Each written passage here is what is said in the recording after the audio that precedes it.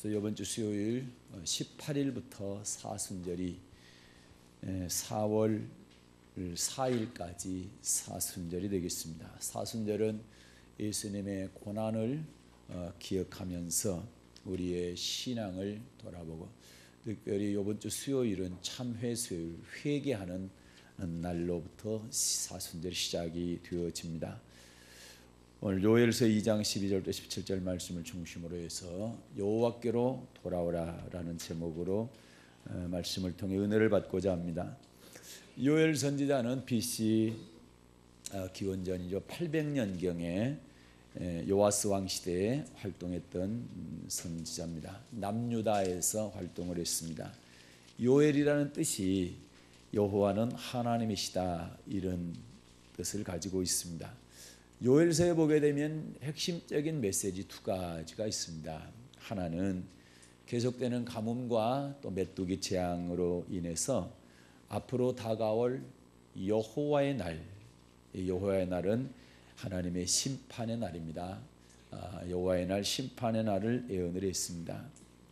다시 말해서 심판을 예언을 했죠. 또 하나의 메시지는 그 심판 날에도 여호와의 이름을 부르는 자는 반드시 구원을 받을 것이다, 이렇게 소망을 예언을 했습니다. 그래서 심판과 소망을 예언을 했습니다. 요엘뿐만 아니라 구약의 선지자들을 보게 되면 이 두 가지를 항상 선포를 하지요. 그리고 이스라엘 민족은 끊임없이 여호와의 날, 하나님의 날, 그날을 기다리면서 살아왔습니다. 요엘서입니다. 1장 15절을 보겠습니다. 요엘서 1장 15절입니다. 시작. 오호라, 그날이여, 여호와의 날이 가까웠나니 곧 멸망같이 젖는 자에게서로서 이르리로다. 아멘. 오호라, 오호라는 슬프다, 그런 뜻이죠. 슬프다 그날이여, 여호와의 날이 가까웠나니, 여호와의 날이 가까웠다. 여호와의 날은 심판의 날을 말하는 것입니다. 그런데 그날이 요엘 선지자가 보니까 영화로운 날이 아니라 슬픈 날이라는 겁니다. 그러면 쉽게 생각해서 하나님께서 심판하시는 날이 기쁨의 날이고 영화로운 날이 되어야 될 텐데, 그날이 슬픔의 날이 된다는 얘기는 하나님을 기다리는 하나님의 백성들이 대비를 잘 했다는 말입니까? 대비를 잘못했다는 말입니까? 하나님의 심판의 날을 준비를, 대비를 잘 못하니까 슬픔의 날이 된다는 거죠. 그래서 요엘 선지자를 비롯한 선지자들이 무슨 얘기를 하느냐, 그날을, 여호와의 날을 기다리되 잘 준비하면서 기다리라는 겁니다. 그게 선지자들의 핵심적인 메시지입니다. 너희가 잘못 대비하게 되면 반드시 그때 심판을 받기 때문에 슬픔의 날이 될 것이다. 그러나 그날을 잘 준비하고 대비한 사람에게는 그날이 영화로운 날이 될 것이다, 라는 것입니다. 그래서 준비를 잘하는 사람에게는 그날이 축복의 날이고 기쁨의 날이고 영화로운 날, 축제의 날이 되지만 잘못 대비한 사람에게는 그날이 슬픔과 애통과 고통과 통곡의 날이 된다는 말씀인 것입니다. 그래서 여호와의 날이 가까울수록, 하나님의 심판의 때가 가까울수록 어떻게 해야 된다고 말씀하십니까? 오늘 요엘서 2장 12절입니다. 요엘서 2장 12절 시작. 여호와의 말씀에 너희는 이제라도 금식하며 울며 애통하고 마음을 다하여 내게로 돌아오라 하셨나니. 아멘. 하나님의 말씀에 뭐 하라 합니까? 내게로 돌아오라. 하나님께로 돌아오라 합니다. 누구한테 하나님께로 돌아오라 합니까? 하나님의 백성 아닌 자들입니까? 하나님의 백성들한테 하나님께 돌아오라 합니까? 네, 하나님의 백성들에게 하나님께로 돌아오라 합니다. 우리는 오해하는 게 있습니다. 내가 교회 다니면, 하나님 믿으면 나는 하나님과 항상 함께한다, 하나님께서 나와 항상 함께해 주실 것이다, 이렇게 오해합니다. 물론 맞습니다. 그러나 이 말씀으로 본다면 하나님의 백성들도 하나님을 떠났을 때 하나님과 관계가 멀어져 하나님도 떠난다는 사실입니다. 하나님이 먼저 떠나는 법은 절대 없습니다. 문제는 하나님의 백성들이 하나님을 먼저 떠났을 때 하나님도 떠난다는 얘기입니다. 만약에 떠나지 않았다고 한다면 아무리 잘못하고 아무리 악을 행하고 아무리 죄를 지어도 떠나지 않는다고 한다면 하나님께서 돌아오라 말씀을 안 하지요. 떠났기 때문에 돌아오라 하던 거죠. 돌아오라는 얘기는 함께하지 않는다는 뜻입니다. 그렇죠? 함께하지 않으니까 돌아오라는 거죠. 멀어져 있다는 얘기죠. 네, 그래서 돌아오라는 겁니다. 그러면 어떻게 돌아오라 말씀하시는가? 하나님께서는 내게로 돌아오라 이렇게 말씀하시는데 어떻게 돌아오라 말씀합니까? 요엘서 2장 12절을 다시 읽겠습니다. 시작. 여호와의 말씀에 너희는 이제라도 금식하며 울며 애통하고 마음을 다하여 내게로 돌아오라 하셨나니. 아멘. 그래요. 하나님께로 돌아오라 말씀하시는데 어떻게 하면서 돌아오라 합니까? 금식하며 울며 애통하고 마음을 다해서 하나님께로 돌아오라 이렇게 말씀하고 있죠. 여러분 금식은 언제 합니까? 어떤 사람들은 금식할 필요 없다. 구약에나 금식하지 신약에는 금식할 필요 없다 이렇게 얘기하는 사람이 있습니다. 그러나 여러분 주님께서 금식을 해야 될 때가 있다고 말씀하시죠. 네, 한번 보겠습니다. 마태복음 9장입니다. 마태복음 9장 14, 15절에서 요한의 제자들이 예수님한테 묻습니다. 바리새인들은 금식하는데 왜 예수님 제자들은 금식 안 합니까? 이렇게 묻는 장면이죠.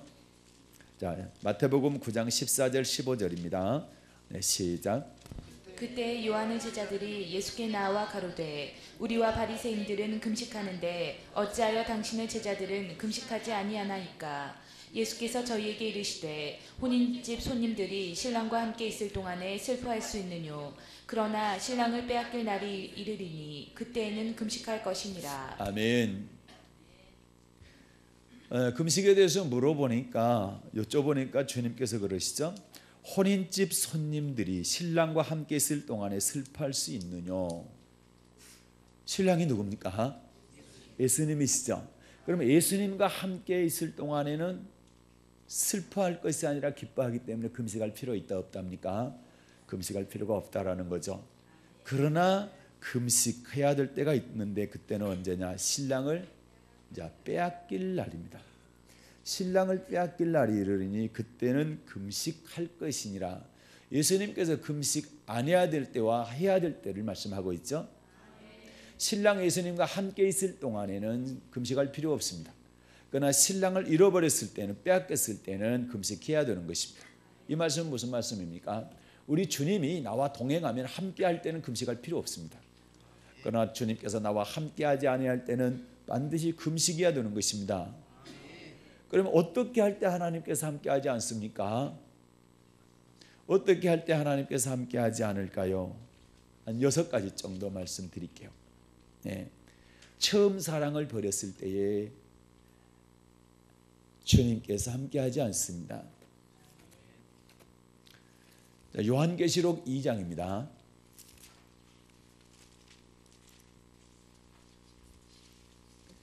처음 사랑을 잃어버렸을 때에 하나님께서 함께하지 않습니다.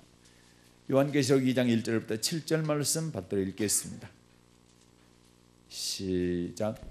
에베소 교회의 사자에게 편지하기를 오른손에 7뼈를 붙잡고 7 금촛대 사이에 다니시는 이가 가라사대 내가 내 행위와 수고와 내 인내를 알고 또 악한 자들을 용납지 아니한 것과 자칭 사도라 하여 하되 아닌 자들을 시험하여 그 거짓된 것을 내가 드러낸 것과 또 내가 참고 내 이름을 위하여 견디고 게으르지 아니한 것을 아노라. 그러나 너를 책망할 것이 있나니 너의 처음 사랑을 버렸느니라. 그러므로 어디서 떨어진 것을 생각하고 회개하여 처음 행위를 가지라. 만일 그리하지 아니하고 회개치 아니하면 내가 내게 임하여 내 촛대를 그 자리에서 옮기리라. 오직 내게 이것이 있으니 내가 니골라 당의 행위를 미워하는도다. 나도 이것을 미워하노라. 귀 있는 자는 성령이 교회들에게 하시는 말씀을 들을지어다. 이기는 그에게는 내가 하나님의 낙원에 있는 생명나무의 과실을 주어 먹게 하리라. 아멘. 귀 있는 자는 성령이 교회들에게 하시는 말씀을 들을지어다. 우리는 성령께서 우리에게 하시는 말씀을 들어야 됩니다. 그런데 2장 1절에 보니까 예수님이 어떤 분이냐, 오른손에 7뼈를 붙잡고 계신다. 7뼈는 1장 20절에 보니까 7뼈는 7 교회 사자다. 예수님은 주의 종들을 붙들고 계시죠. 또 7 금촛대 사이에 다니시는 분이죠. 7 촛대가 뭡니까? 1장 20절에 보니까 7 교회라 했죠. 여러분, 교회 사이를 다니시는 분, 교회 일하시고 역사하시고 교회와 함께 하시고 교회에 임하셔서 여러분의 일거수일투족을 다 보시고 여러분을 사랑하시고 축복하시는 분입니다. 그분께서 말씀하셨습니다. 에베소 교회한테 행위와 수고와 인내를 안다. 악한 자들 용납하지 아니한 것 자칭 사도라 하되 아닌 자들을 시험하고 거짓된 것들을 다 드러낸다. 이 정도 믿음이면 대단하죠. 하나님 말씀을 알기 때문에 거짓 사도들 다, 가짜 선지자들, 거짓 사도들 다 드러낼 수 있죠. 시험해가지고 이다 아니다 다 알 수 있고, 악한 자들 용납하지 않고 행위, 수고, 인내, 대단한 믿음입니다. 그리고 3절에 보면 참고 견디고 게으르지 않고 열심하고. 그런데 4절 보니까 책망할 것이 하나 있다. 뭘 책망합니까? 처음 사랑을 네가 버렸구나. 처음 사랑을 버렸다. 처음 사랑은 우리가 처음에 예수 믿을 때 받았던 은혜가 사라진 것을 말합니다. 처음에 주님의 사랑이 내 안에 들어와서 예수님이 그렇게 사랑스럽고 주님의 말씀이라면 불 속이라도 들어갈 수 있는 믿음으로 교회 나오고 싶은 마음, 기도하고 싶은 마음, 예배 드릴 때 가슴이 뛰었던 그러한 마음들, 눈 감고 기도하면 예수님 생각하면 눈물이 철철 흘렀던 그러한 심령들 말입니다. 그의 처음 사랑인데 그의 사라졌다는 겁니다. 그래서 5절 보니까 어떻게 하라는 겁니까? 5절 읽겠습니다. 시작. 그러므로 어디서 떨어진 것을 생각하고 회개하여 점 행위를 가지라. 만일 그리하지 아니하고 회개치 아니하면 내가 내게 임하여 내 촛대를 그 자리에서 옮기리라. 아멘. 그래서 어디에서 이 첫사랑을 잃어버렸는지, 어디서 이 처음 사랑이 떨어졌는지를 생각해서 회개하고 그 처음 사랑을 다시 회복하라는 겁니다. 만약에 그렇지 아니하면 촛대를 그 자리에서 옮기겠다. 촛대를 옮기겠다는 얘기는 주님께서 떠나시겠다는 말입니다. 그래서 처음 사랑을 버렸을 때 주님께서 함께하지 않습니다. 주님께서 떠나는데 주님께서 함께합니까? 그렇지 않잖아요. 그래서 여러분과 저는 처음 사랑을 회복해야 됩니다. 그렇지 않으면 주님께서 함께하지 않습니다. 그러면 처음 사랑을 잃어버렸을 때는 그럼 뭐하라? 회개하라는 겁니다. 회개하는데 금식하며 회개해야 되는 겁니다. 그래서 신랑을 빼앗겼을 때에, 예수님을 잃어버렸을 때에 금식해야 되는 것입니다. 그런데 언제 주님이 함께하지 않느냐 할 때, 처음 사랑을 버렸을 때. 두 번째는 두 주인을 섬겼을 때에 그렇습니다. 하나님과 재물을 겸하여 섬기게 되면 주님께서 떠나십니다. 함께하지 않습니다. 출애굽기 33장입니다. 출애굽기 33장 보겠습니다. 우리가 잘 아는 것처럼 출애굽기 32장에는 이스라엘 백성들이 애굽에서 구원받아 나와서 최초로 범한 죄가 금송아지를 만든 사건입니다.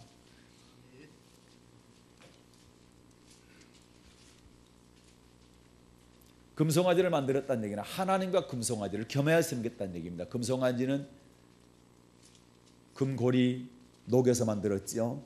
하나님 섬기라고 주신 재물 가지고 금송아지 만들었습니다. 그래서 하나님과 재물을 겸하여 섬기면 안 된다. 그 말씀인데, 그 죄를 범했을 때 하나님께 용서해 줬지만 33장입니다. 32장과 33장은 연결되어 있습니다. 1절부터 3절입니다. 33장 시작. 여호와께서 모세에게 이르시되 너는 내가 애굽 땅에서 인도하여 낸 백성과 함께 여기서 떠나서 내가 아브라함과 이삭과 야곱에게 맹세하기를 내 자손에게 주마한 그 땅으로 올라가라. 내가 사자를 내 앞서 보내어 가나안 사람과 아모리 사람과 헷 사람과 브리스 사람과 히위 사람과 여부수 사람을 쫓아내고 너희로 적과 꿀이 흐르는 땅에 이르게 하려니와 나는 너희와 함께 올라가지 아니하리니. 아멘. 너희로 적과 꿀이 흐르는 땅에 이르게 하려니와 나는 너희와 함께 올라가지 아니하리니. 하나님께서 이스라엘 백성들과 함께 올라가지 않겠다는 겁니다. 함께 하지 않겠다는 겁니다. 왜 그렇습니까? 금송아지 만든 사건 때문에 그렇습니다. 하나님과 제물을 겸하여 섬긴 것 때문에 그렇습니다. 물론 어떻게 하면 함께 합니까? 4절 5절 보게는 단장품을 제하게 될 때 다시 함께 하게 됩니다. 단장품을 제한다는 얘기는 물질을 다 제거시키라는 얘기입니다. 물질 따라가지 말라는 얘기입니다. 예. 그러니까 처음 사랑을 버렸을 때 하나님께서 함께하지 않고 두 주인 섬겼을 때 하나님과 제물을 겸하여 섬겼을 때 하나님께서 함께하지 않습니다. 그리고 하나님 말씀에 순종하지 않을 때 함께하지 않습니다. 민수기 14장입니다.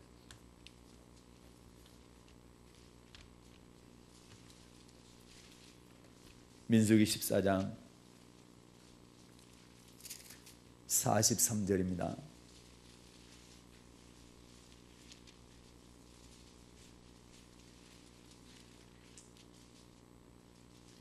민수기 14장 43절 받들어 읽겠습니다. 시작.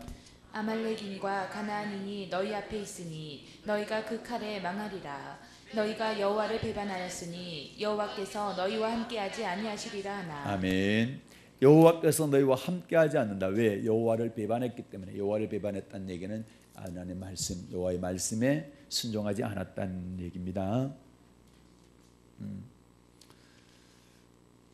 어떤 우리 자매가 그러던데, 누가 그랬대. 사랑의 언약교회는 구약밖에 설교 안 한다고. 어떻게 생각하세요? 구약을 설교 많이 하죠. 그러나 구약만 설교하는 건 아닙니다. 구약을 모르고는 절대로 신약을 해석할 수 없습니다. 신약을 알려면 반드시 구약을 알아야 됩니다.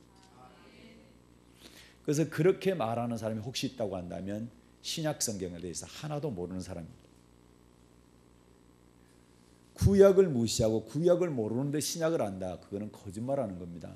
여러분, 모세오경이 구약의 핵심인데 모세오경이 신약 전체 그대로 흘러갑니다.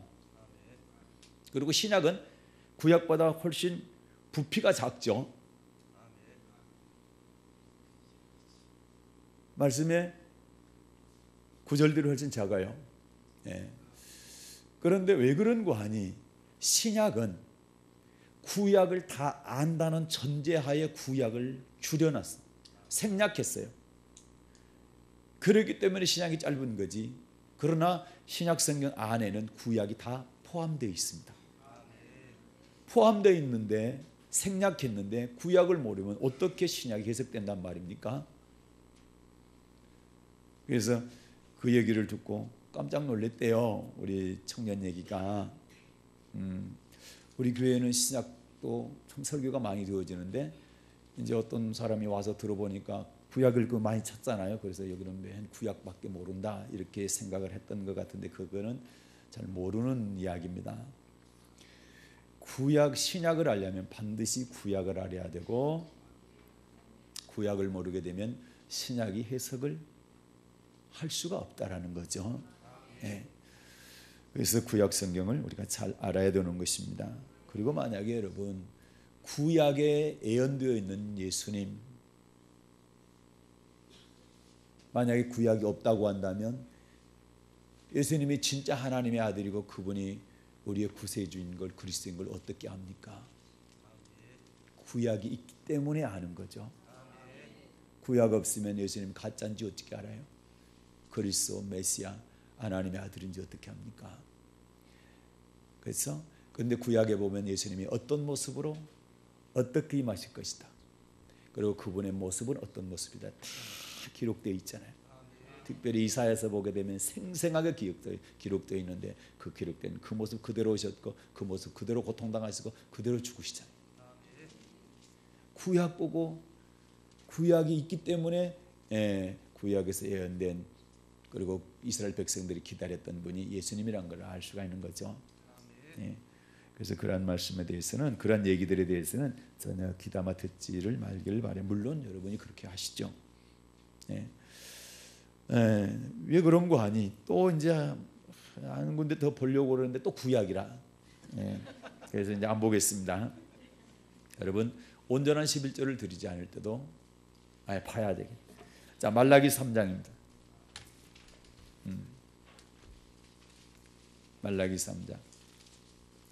말라기는 구약 성경이지만 여기는 신구약이 다 합해 있는, 들어있는 성경이에요. 굉장히 중요한 성경이죠, 말라기가. 다시 말해서 예수님의 초림도 말씀하셨지만 말라기의 복은 예수님의 재림에 대해서 말씀하고 있단 말입니다. 자, 말라기 3장입니다. 7절 시작. 만군의 여호와가 이르노라 너희 열조 날로부터 너희가 나의 규례를 떠나 지키지 아니하였도다.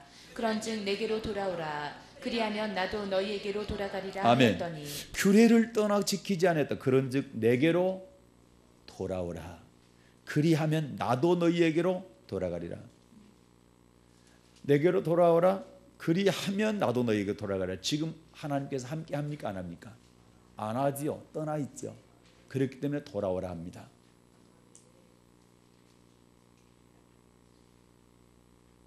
그런데 7절부터 쭉 읽어보면 뭐 때문에 하나님 떠나 있단 말이니까, 무슨 규례를 안 지켰단 말입니까? 그래, 온전한 11조를 안 드렸다는 얘기잖아요. 그러니까 하나님 떠나 있다. 내게로 돌아와야 된다. 그러면 나도 너희에게 돌아가리라. 다시 말해서 온전한 11조 들면 함께하지 않는다. 온전한 11조를 드려야 내가 너희와 함께하겠다, 그런 뜻이잖아요. 또 언제 하나님께서 함께하지 않습니까? 주의 종을 대적할 때입니다. 민수기 16장에 보게 되면 주의 종을 대적하게 될 때 하나님께서 함께하지 않습니다. 그 다음에 언제 하나님께서 함께하지 않습니까? 죄를 범했을 때입니다. 시편 51편에 보게 되면 다윗이 범죄했을 때에 하나님께 간절히 범죄하고 나서 기도한 장면이 나오는데, 시편 51편 11절에 보면 나를 주 앞에서 쫓아내지 마소서. 나를 주 앞에서 쫓아내지 마소서. 그러면 범죄하면 하나님께 쫓아낸단 말 맞습니까? 하나님께 쫓겨난다는 얘기는 하나님께 떠나시겠다는 얘기잖아요. 하나님께서 함께하지 않는다는 말입니다. 그래서 이런 일들이 우리에게 있게 되면은 우리는 금식해야 되는 것입니다. 6가지를 제가 말씀을 드렸습니다. 처음 사랑을 버릴 때, 두 주인 섬길 때, 또 말씀에 순종하지 않을 때, 온전한 11조 드리지 않을 때, 주의 종을 대적할 때, 그리고 범죄했을 때에 하나님께서 함께하지 않기 때문에 이때는 우리는 금식하며 애통하며 울면서 마음을 다해서 하나님께로 돌아와야 된다. 그러면 금식은 어떻게 해야 되느냐? 어떻게 해야 될 것 같아요? 굶으면 됩니까? 밥만 안 먹으면 그게 금식입니까? 성경은 그렇지 않죠. 하나님께서 기뻐하는 금식이 있고 싫어하는 금식이 있습니다. 우리 하나님께서 기뻐하는 금식을 해야 됩니다. 이사야 58장입니다. 이사야 58장 6절과 7절입니다.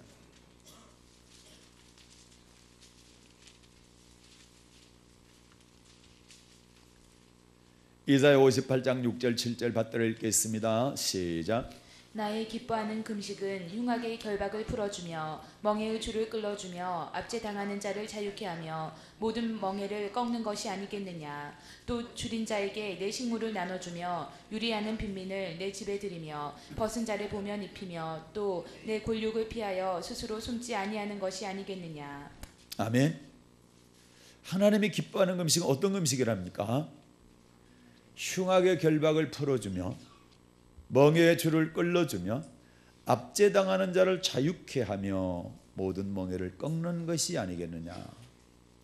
이렇게 하는 것이 하나님께서 기뻐하는 금식인데 이게 무슨 말씀일까요? 레위기 25장입니다. 이따 다시 오겠습니다. 이사야 58장은 자, 레위기 25장 10절 보겠습니다.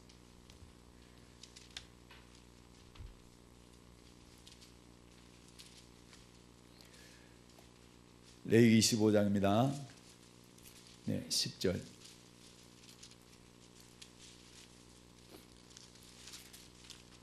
실은 레위기 25장은 8절부터 끝까지 다 봐야 되는데 시간이 없기 때문에 10절만 보겠습니다. 8절부터 볼까요? 8절부터 10절까지 시작. 너는 7 안식년을 계수할지니 이는 7년이 7번인즉 안식년 7번 동안 곧 49년이라. 7월 10일은 속죄일이니 너는 나팔 소리를 내되 전국에서 나팔을 크게 불지며 제50년을 거룩하게 하여 전국 거민에게 자유를 공포하라. 이 해는 너희에게 희년이니 너희는 각각 그 기업으로 돌아가며 각각 그 가족에게로 돌아갈지며. 아멘. 제50년이 무슨 해례입니다? 희년이라는 거죠. 희년에는 뭐 하는 해입니까? 이 해가 전국 거민에게 뭐하라? 자유를 공포하라. 종들 다 풀어줘라. 전답 다 돌려줘라. 이 얘기죠. 그럼 한번 물어볼게요. 주인들이 종 다 돌려보내고 기업 전답 다 돌려보내면 이익일까요? 손해일까요? 손해 많이 봅니다. 그렇죠.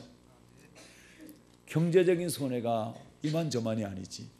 다 돌려보내야 되니까 그것도 대가를 받는 것이 아니라 무조건 풀어줘야 됩니다. 기업도 다 돌려줘야 됩니다. 그게 레위기 25장에 나와 있는 희년인데, 그런데 지금 58장에서 이사야 자유를 공포하라는 겁니다. 결박 풀어주고 멍에 끌려주고 압제당한 자를 자유케 하라. 다 놓아주란 얘기죠. 그러면 기업 돌려주란 얘기고 그렇잖아요. 이게 바로 희년의 정신입니다. 이거를 실천하라는 겁니다. 그러면서 금식하라는 거죠. 그러니까 이런 삶이 뒷받침되면서 금식을 해야 이것이 하나님이 기뻐하는 금식이다. 네가 음식만 안 먹고 무릎 꿇고 기도만 한다고 그것을 내가 기뻐하지 않는다는 거죠. 어떻게 해라? 희년의 정신을 그거를 실천하라. 말씀 말해서 네가 손해 보라는 겁니다. 많은 손해가 있다 할지라도 내 말씀에, 하나님 말씀에 순종해야 된다. 하나님께서 내 말에 순종하는 그런 실천이 있어야 된다. 그것이 기뻐하는 금식이라는 겁니다. 그러면 이사야서 58장 다시 갈게요. 그것이 6절이고 7절은 뭡니까? 7절. 이사야 58장 7절 시작. 내 식물을 나눠주며 유리하는 빈민을 내 집에 들이며 벗은 자를 보면 입히며 또 내 골육을 피하여 스스로 숨지 아니하는 것이 아니겠느냐. 아멘. 줄인 자에게 식물 나눠줘라.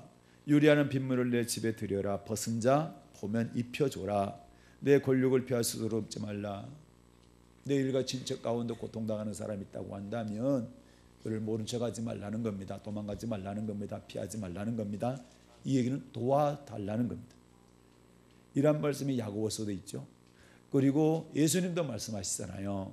내가 줄일 때 먹을 것 줬고 목마를 때 마실 것 줬고 그리고 나그네 되었을 때 영접했고 벗었을 때 옷 입혔고 병들었을 때 돌아보았고 갇혔을 때에 네가 와서 보았다. 그랬더니 이 사람들한테 예수님께서 의인이래. 그랬더니 이 사람들이 말합니다. 아니 언제 주님이 줄이셨고 언제 목마르셨고 언제 나그네 되었고 언제 벗었습니까? 언제 갇혔습니까? 주님이? 그랬더니 주님께서 하신 말씀이 지극히 작은 자 소자한다 하는 것이 바로 내게 하는 것이다. 지극히 작은 자한테 하는 것이 내게 하는. 그러니까 벗은 자가 있으면 입혀줘야 되는 것이고 배고픈 사람이 있으면 먹여야 되는 것이다. 그렇게 하면서 금식을 해야 그것이 하나님이 기뻐하시는 금식이라는 겁니다. 굶으면서 기도만 한다고 되는 것이 아니라 삶의 실천이 있어야 된다는 거죠. 하나님 말씀에 순종하는 삶을 보이면서 특별히 내가 경제적으로 많은 손해를 보는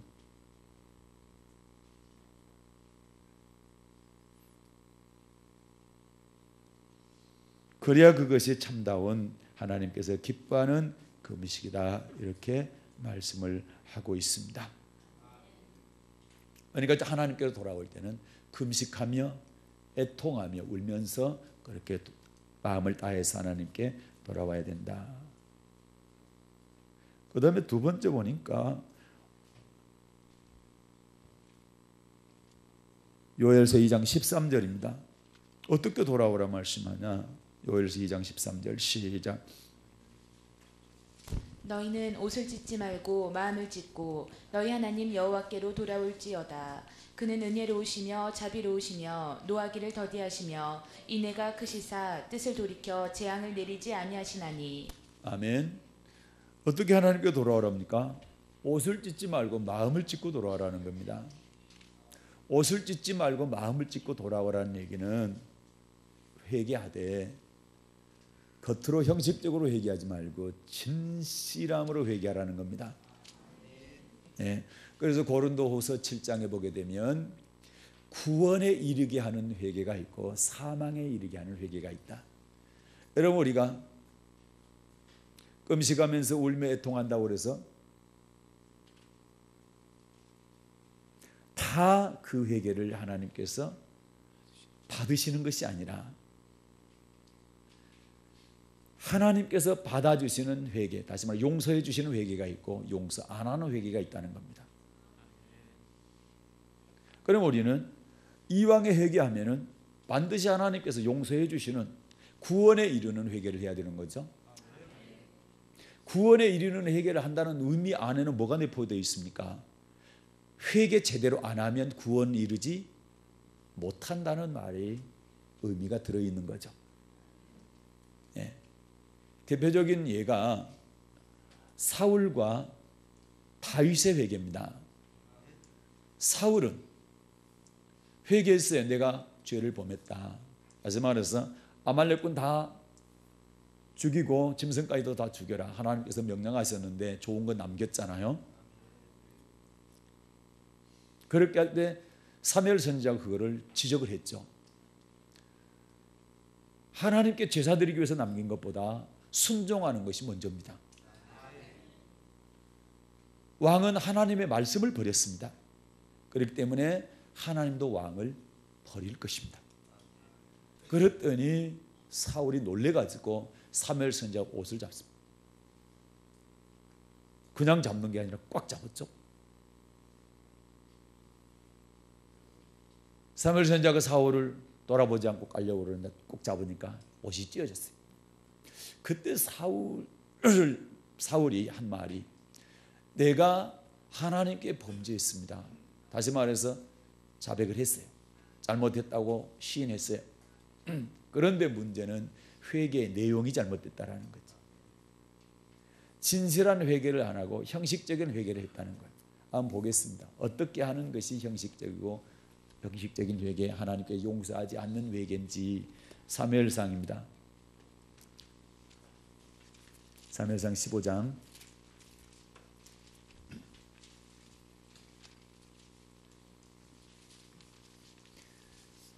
23절까지 쭉 보게 되면 제가 설명했던 내용들이고 그 다음 24절 보겠습니다. 사무엘상 15장 24절 시작. 사울이 사무엘에게 이르되 내가 범죄하였나이다. 아멘. 내가 범죄하였나이다. 틀림없이 자기 잘못을 인정을 했죠. 그리고 회개하는 건 맞죠. 그런데 문제는 30절입니다. 30절 시작. 사울이 가로되 내가 범죄하였을지라도 청하옵나니 내 백성의 장로들의 앞과 이스라엘의 앞에서 나를 높이사 나와 함께 돌아가서 나로 당신의 하나님 여호와께 경배하게 하소서. 아멘. 사울이 가로되 내가 범죄하였을지라도 청하옵나니 내 백성의 장로들의 앞과 이스라엘의 앞에서 나를 높이사. 자, 회개는 이렇게 하는 거 회개가 아니란 얘기죠. 무슨 얘기입니까? 회개할 때는 철저하게 낮아지고 애통하고 통곡해야 됩니다. 그런데 어떻게 합니까? 백성과 성도들과 장로들 앞에서 나를 높여달라는 겁니다. 낮아져야 될 사람이 나를 높여달라는 겁니다. 왜? 내가 왕인데 어떻게 백성들 앞에서 장로들 앞에서 내가 비참한 모습을, 통회하는 모습을, 울부짖는 모습을 보여줄 수 있냐 이 말이지. 체면도 있는데, 위신이 있는데, 내 위치가 있는데, 그리고 내 자존심이 있는데, 사람들 앞에서, 백성들 앞에서 어떻게 그걸 보여줄 수 있냐 이 말이야. 그러니까 나를 높여달라는 겁니다. 이거는 가짜 회개라는 겁니다. 입으로는 범죄했다고 시인했지만 그의 행동을 보니까 이게 진실이 안 담겨 있는 겁니다. 이게 거짓 회개인 것입니다. 우리도 마찬가지. 입으로만 회개해서는 안 된다는 거죠. 저는 이번 주 수요일에 물론 수요일만 해야 있고 1년에 한 번만 하겠습니까마는 그래도 절기상 사순절을 시작하는 날, 그날 하루 깊은 묵상으로 내 신앙을 돌아보면서 회개할 수 있기를 바랍니다. 그런데 입술로만 하는 것이 아니라 하나님 내가 죄를 범했습니다. 이런 잘못을 했습니다. 입으로만 하지 말고 정말로 내 심령 속에서 우러나오는 진실한 회개가 담겨 있기를 바랍니다. 그래서 그런 회개를 다윗이 했다는 얘기죠. 사무엘하입니다. 12장.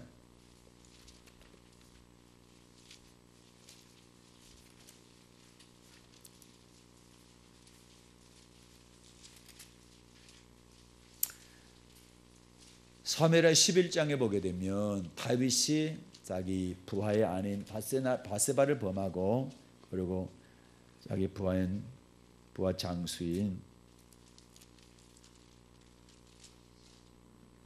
우리아를 싸움 때 전쟁 때에서 죽게 만듭니다. 그 죄를 범한 다음에 그 죄를 범했을 때 11장 27절을 보면 다윗의 소위가 여호와의 보시기에 악하였더라. 다시 말해서 다윗이 악을 행하게 됐죠. 그래서 하나님이 누구를 보내느냐? 나단 선지자를 보냅니다. 12장 1절을 보면 여호와께서 나단을 다윗에게 보내시니 그러면서 가난한 과부의 암양 새끼 이야기를 하는 겁니다. 부자는 양도 많은데 부자에게 손님이 왔을 때에 자기 그 많은 것 중에 하나 잡아가지고 대접하는 것이 아니라 과부가 딱 하나 자기 자녀처럼 귀하게 여기고 애지중지 키우는 암양 새끼를 뺏어다가 대접을 했다는 거죠. 그랬더니 그 얘기를 들은 다윗이 그 죽일 놈 어디 있냐? 그럼 죽여 마땅할 놈이다. 마땅히 죽을 자다. 그렇게 했더니 나단 선지자가 당신이 바로 그 사람입니다. 그러니까 얼마나 놀랬겠어요. 그렇게 하면서 13절입니다. 다윗이 나단에게 13절 시작.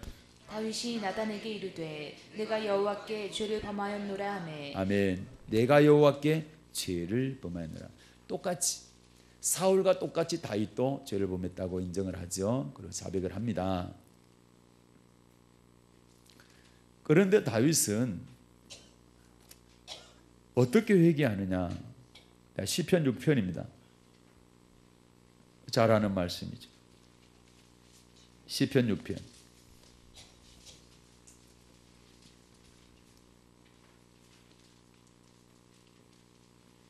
시편 6편 6절입니다. 시작. 내가 탄식함으로 곰핍하여 밤마다 눈물로 내 침상을 띄우며 내 요를 적시나이다. 아멘. 내가 탄식함으로 곰핍하며 날 밤마다 눈물로 내 침상을 띄우며 내 요를 적시나이다. 밤마다 눈물로 침상을 띄우며 요를 적실 정도로 그렇게 많이 애통하며 울었다는 얘기고, 더 중요한 것은 다윗이 회개한 다음에 다시는 간음죄를 짓지 않고 사람은 죽이는 살인죄를 짓지 않았다는 얘기입니다. 죄를 짓지 않았다. 죄를 확실히 끊었고 말씀에 순종하는 사람이 됐다는 얘기죠. 이게 회개입니다. 이게 진정한 회개. 그게 바로 옷을 찢지 말고 마음을 찢으라는 얘기입니다. 그래서 옷만 찢은 사람은 사울이고 마음까지 찢은 사람이 다윗인 것입니다. 그래서 우리 회개할 때는 옷만 찢지 말고 사울 같은 회개를 하지 말고 다윗같이 마음을 찢는 회개를 해야 된다. 믿습니까? 여러분, 누가복음에 보게 되면 누가복음 16장에 보게 되면 부자와 나사로의 얘기가 나와요. 그렇죠? 네. 이 부자가 죽어서 음부에서 고통을 당합니다. 나사로는 낙원에서 아브라함 품에서 쉬죠. 안식을 하죠.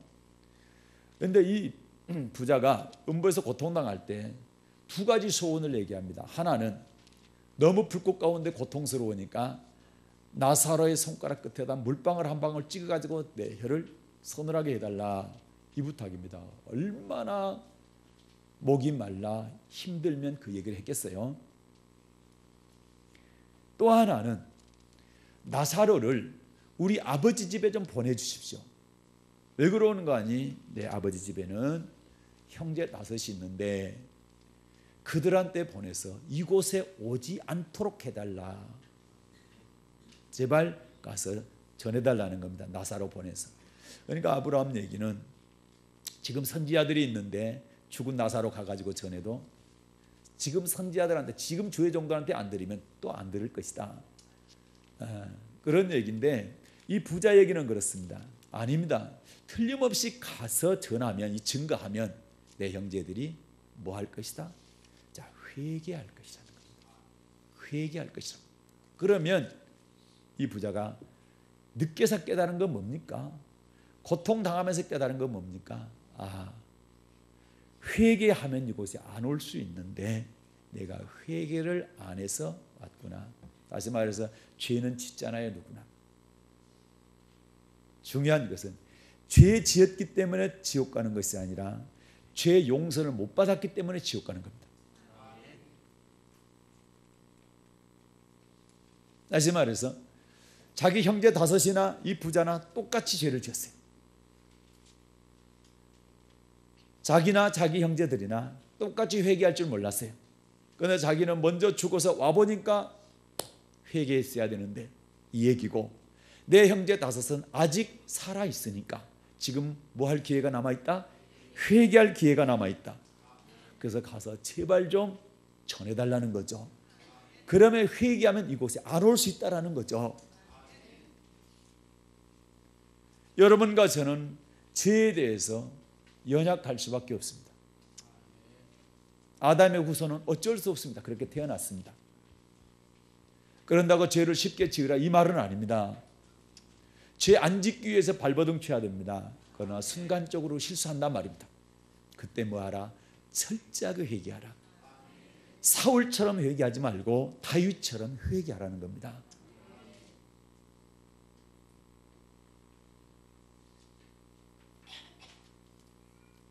아버지 마음은 어떤 마음일까? 누가복음 15장에 아버지 마음이 잘 나와 있는데 잃어버린 양을 얘기합니다. 자, 아버지는 99 회개할 필요 없는이라는 얘기는 회개 안 해도 될 사람이 아니라 99은 뭐 했단 말입니까? 다윗처럼 회개했단 말입니다. 다시 회개할 것이 없는 그 얘기입니다. 다시 회개할 것 없는, 철저하게 회개했기 때문에 다시 회개할 것 없는 99 놔두고 회개하지 않고 있는 잃어버린 양을 찾아 나섰죠. 그래서 그리고 찾게 된다는 얘기는 그가 뭐 했단 말입니까? 철저하게 회개하게 됐다는 얘기예요. 그렇게 됐을 때 99을 기뻐하는 것보다 돌아온 잃어버린 양이 다시 돌아오니까 다시 찾았을 때 그 기쁨이 더 크다, 이렇게 얘기하는 겁니다. 또 이런 말 들으면 아유, 나는 한번 나도 나가볼까? 그러고 회개하고 돌아오면 하나님 더 기뻐하시겠지?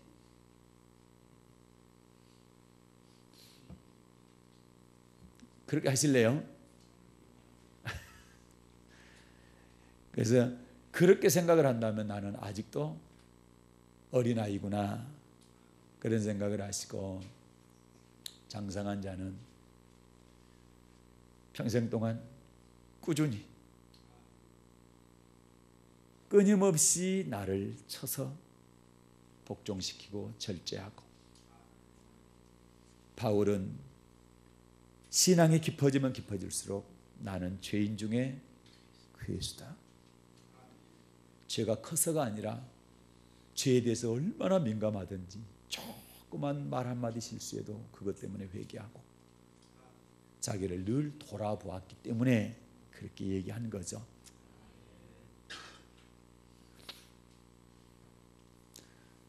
베드로후서 3장 8, 9절 읽고 마치도록 하겠습니다.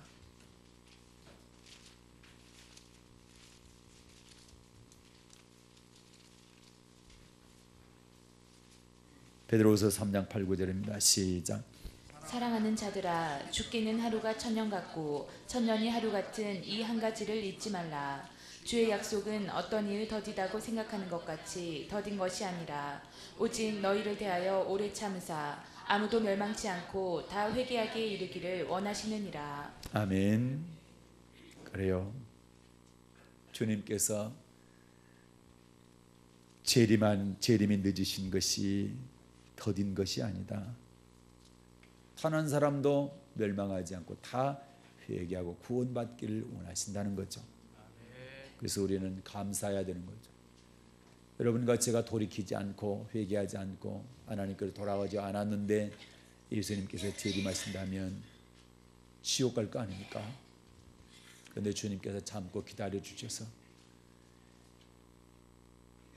하나님께로 돌아오고 하나님의 말씀을 통해 신앙생활 잘할 수 있도록 이렇게 축복하시니 얼마나 감사합니까?